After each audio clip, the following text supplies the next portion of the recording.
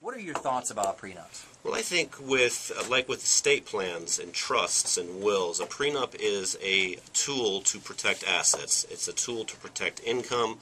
It's a tool to protect various reimbursements that a party might be entitled to if the parties do get divorced. With a prenup, you can basically contract around the community property laws within California. You can basically indicate in the prenup that various pieces of property will remain separate property. A party's income will remain their separate property income, because during marriage without a prenup, all property is presumed community property, and all community property is divided 50-50 upon divorce. Okay, so if you have a prenup in place, can you identify certain things in it that, if you have an affair, I get everything?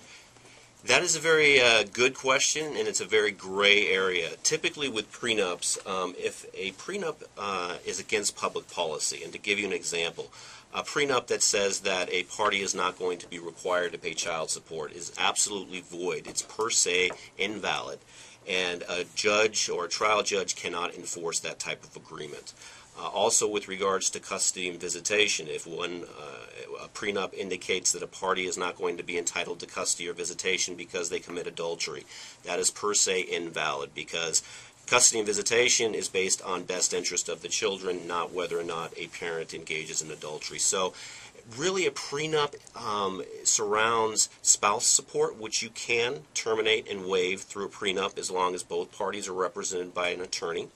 And it basically is used to identify separate property assets and income that will remain separate property assets and income during the marriage. Typically, a prenup is used when there is a higher net worth individual, a spouse, and it's used to protect their assets and their income from becoming community property after the parties marry.